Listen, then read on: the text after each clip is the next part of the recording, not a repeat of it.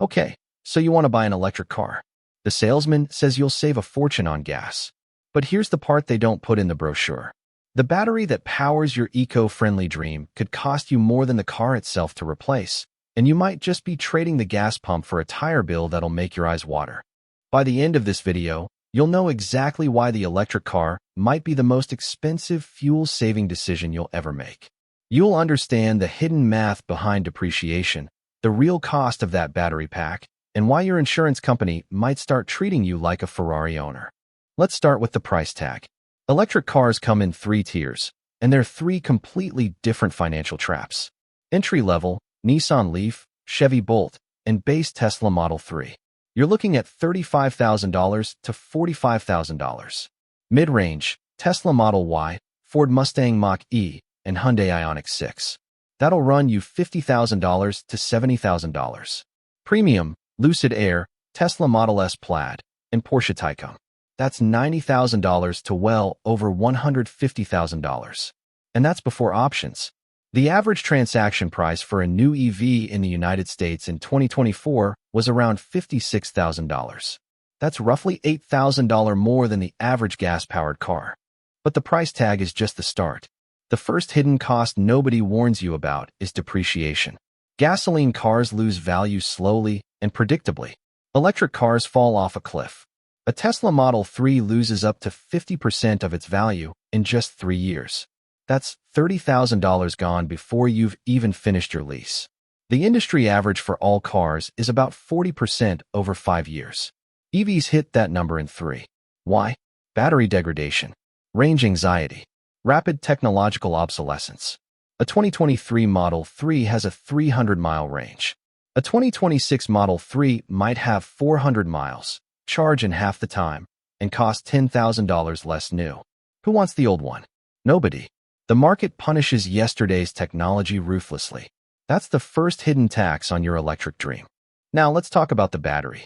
That's where the real math lives. The battery pack is the single most expensive component of an electric car. It accounts for roughly 30 to 40% of the vehicle's total cost. A 75 kilowatt-hour battery in a standard Tesla Model 3 costs approximately $15,000 to $20,000 to replace out of warranty. A 100 kilowatt-hour battery in a Model S or Lucid Air, that's $25,000 to $35,000. And here's the part that breaks people's brains. The battery degrades every single day. Heat, cold, fast charging, deep discharges, it's all wearing it down. Most manufacturers guarantee the battery for 8 years or 100,000 miles, but that guarantee only covers complete failure, not capacity loss. A 20% range reduction after 5 years is considered normal. That $50,000 car you bought now has the range of a $35,000 car, and the resale value reflects it. But the replacement cost? That stays the same. Then there's the tire bill. Electric cars are heavy. A Tesla Model 3 weighs about 4,000 pounds.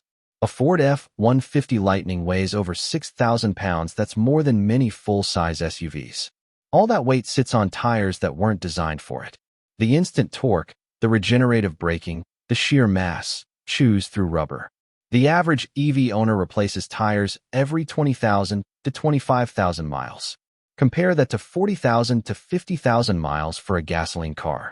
And the tires aren't cheap. EVs require specialized tires, lower rolling resistance, higher load rating, acoustic foam for noise reduction. A set of 4 runs $800 to $1,500. Over 100,000 miles, you'll go through 4 to 5 sets. That's $4,000 to $7,500 in tire costs alone. A gas car? Maybe $2,000 over the same distance. You just lost $5,000 to the road. And then there's the insurance. Electric cars are more expensive to insure than gasoline cars. The average EV insurance premium in 2024 was $2,400 per year, about 40% higher than the average gas car at $1,700. Why? The parts are more expensive. A single headlight on a Tesla Model 3 costs $800. A bumper repair can run $5,000. And the repair network is limited. You can't take an EV to just any body shop. Certified technicians, specialized tools, OEM parts only. It's a captive market, and the insurance companies know it.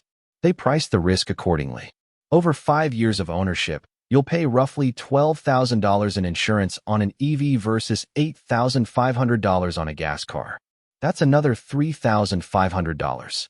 Now, the good news let's talk is that about charging the thing that that actually actually matters to most The average buyers. U.S. The electricity rate itself. is 16 cents per kilowatt hour. A Tesla Model 3 gets about 4 miles per kilowatt hour. So 100 miles costs you about $4. Compare that to a gas car getting 25 miles per gallon at $3.50 a gallon. That's $14 for the same distance. You save $10 per 100 miles. Over 15,000 miles a year, that's $1,500 in savings. That's real money. That's the part the salesman shows you on the spreadsheet. But here's the part they don't show you. Public fast charging. That's where the math breaks. Charging at Electrify America or Tesla superchargers costs 40 to 60 cents per kilowatt hour. At 50 cents, that 100 miles costs $12.50, almost the same as gas. In some states, it's worse. California public fast charging can hit 65 cents. That's $16 for 100 miles more expensive than gas. And you're sitting there for 20 to 40 minutes. So if you rely on public charging because you don't have a garage or a driveway, the fuel savings vanish. The economics of the electric car only work if you have a house with a dedicated charger and cheap off-peak electricity. If you live in an apartment, you're paying gas prices with a charging time penalty. There's a third problem with charging, and it's the longest-term one. The U.S. electric grid is aging. The average age of a transformer in the United States is 38 years. In 2024, the federal government estimated that the grid can handle about 25% of new cars being electric before requiring massive infrastructure upgrades. In 2025, EV sales crossed 10% of new car sales. By 2030, that number is projected to hit 30% to 40%. The upgrades needed new substations, reinforced distribution lines. Smart meters will cost hundreds of billions of dollars. And who pays for that? Ratepayers. That cheap home electricity you're enjoying today? It's subsidized by a grid that hasn't yet felt the full weight of 30 million EVs plugging in every night. When that weight arrives, the price per kilowatt hour will rise. The spread between gas and electricity will shrink. The $1,500 annual fuel savings might become $500 or zero. And then there's the quietest cost of all, software. Every modern electric car is a computer on wheels. Over-the-air updates, connectivity subscriptions, paid feature unlocks. Tesla charges $8 per month for premium connectivity. BMW charges $10 for heated seats. Some manufacturers are experimenting with subscription-based performance upgrades. Pay $50 a month for an extra 50 horsepower. On a $70,000 car, you're paying subscription fees like it's a cable package. And if you buy used and the previous owner had a paid feature that doesn't transfer with the car, too bad. Pay again. This isn't theoretical. In 2024, Tesla introduced paid upgrades for range unlocks on certain models. You bought the car with a 300-mile range, but after you bought it, they offered an extra 50 miles for $2,000. The hardware was already there. You were just paying to turn it on. Welcome to the future of ownership where you don't actually own the full capability of the thing you bought. So let's add it all up. Optimistic scenario. A new Tesla Model 3 at $45,000. You own it for 5 years and drive 75,000 miles. Fuel savings $7,500. Maintenance savings, fewer oil changes, no transmission service roughly $2,000. Total savings over 5 years $9,500. Now subtract the extra costs. Depreciation. The car is worth $18,000 after 5 years instead of $27,000 if it were a gas Camry. That's a $9,000 loss. Tires, extra $3,500. Insurance, extra $3,500. Registration fees. Many states charge higher registration for EVs to make up for lost gas tax revenue. Call it $500 extra. Let's see. Fuel savings of $7,500 plus maintenance savings of $2,000 gives you $9,500 in benefits. Depreciation penalty $9,000. Tire penalty $3,500. Insurance penalty $3,500. Registration penalty $500. That's $16,500 in penalties. $9,500 benefits minus $16,500 penalties equals a $7,000 loss over 5 years. The electric car just cost you $7,000 more to own than the gasoline equivalent. And that's the optimistic scenario, assuming you charged at home, never used public fast chargers, and never had a battery issue. Now, let's run the pessimistic scenario. You live in an apartment. You rely on public charging. You buy a $70,000 Tesla Model Y. You drive it 75,000 miles.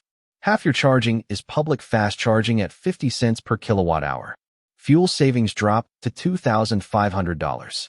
You're in a cold climate, the range drops 30% in winter, you need to charge more often, and the battery degrades faster. At year 5, your range is down 20%. The car is worth $22,000 instead of $35,000. That's a $13,000 depreciation penalty. You're on set 4 of tires for $1,500 extra. Insurance penalty for $1,000. Registration and EV taxes, $1,000. You got a defective battery cell not covered because it's normal degradation, but you have to replace a module for $6,000. Let's total it. Fuel savings $2,500. Maintenance savings $2,000, that's $4,500 in benefits. Depreciation $13,000. Tires $4,500. Insurance $4,000. Registration $1,000. Battery repair $6,000, that's $28,500 in penalties. The loss is $24,000. The electric car cost you $24,000 more to own than a gas SUV. That's the difference between a down payment on a house and financial regret. The economics of the electric car are paradoxical. It's the only product in the automotive industry where the cost of the fuel goes down, but the cost of literally everything else goes up. Depreciation is punishing. Tires are consumables at a rate that would embarrass a race team. Insurance treats you like a speed racer. And the battery, the very heart of the green promise, is a ticking time bomb of replacement costs that can render a $50,000 car economically irreparable. And yet, electric cars are selling faster than ever. 17 million units globally in 2024. 10% of U.S. new car sales. Why? Because the math works for some people. The homeowner with a garage, solar panels, and a 30-mile daily commute. That person saves money. That person loves their EV. But the average American? The one who rents, drives 40 miles a day, lives in a state with cold winters, and doesn't have a dedicated charger? That average American is financing a $60,000 asset that depreciates like a laptop, consumes tires like an SUV, and costs more to insure than a sports car. The electric car industry has sold the world a beautiful story, cleaner, cheaper, simpler, and for a minority of drivers, that story is true. For the majority, it's a high-priced subscription to future anxiety. Time to pull it all together and answer the actual question. How much does it really cost to own an electric car? The real math says this. If you buy a $50,000 EV and own it for 5 years, the total cost of ownership, including depreciation, insurance, charging, tires, maintenance, and registration will average anywhere from $60,000 to $80,000 depending on your usage pattern. A comparable gas car at $42,000 over the same period? About $55,000 to $65,000. The EV is, on average, $5,000 to $15,000 more expensive. The fuel savings don't cover the hidden costs. They never have. They never will for most buyers. So, if you do decide to buy an electric car, just remember the most important rule of this business. The fuel is cheaper. The car is faster. The technology is incredible. But the economics? The economics don't care about your environmental conscience. The economics care about depreciation, battery degradation, and the moment you have to replace the tires for the 3rd time in 3 years. The salesman told you about the gas savings. He didn't tell you about the rest. Now you know.